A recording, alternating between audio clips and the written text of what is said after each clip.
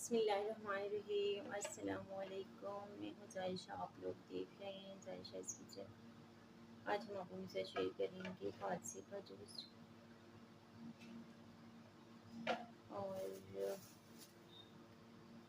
फालसे का जूस। जितना सारा हमने फालसा निकाल देते हैं।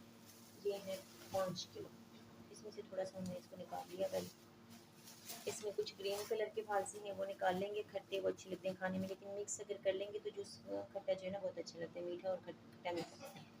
लेकिन इसमें थोड़े से निकाल लूँगी, हम ऐसे खाएंगे कच्चे कच्चे।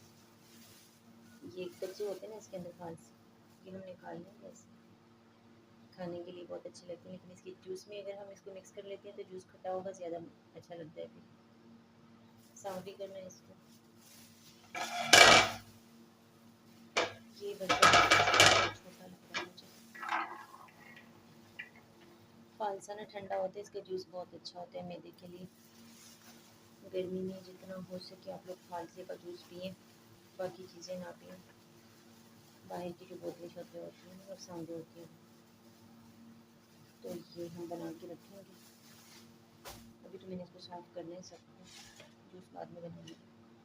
इसमें गले सड़े होते हैं ना फालसे, थोड़े से मैं खट्टे निकाल लूँगी खाने के लिए, और जो गले सड़े होंगे उसको निकाल लूँगी। और ये लकड़ियाँ जो होती हैं ना ऐसे टंडन, ये भी हम निकाल लेंगे। पानी में जल्दी साफ़ हो जाते हैं। ये पानी में ओपन बर्तन के अंदर डाल के ना इसको साफ़ कर लेते हैं। ये हो गया यहाँ पे।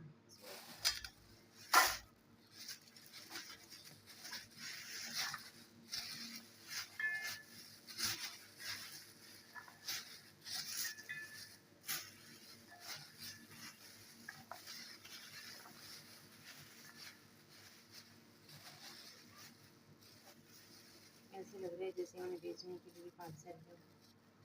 थोड़ा सा सस्ता हो गया, पहले महंगा था बहुत ज़्यादा। और ये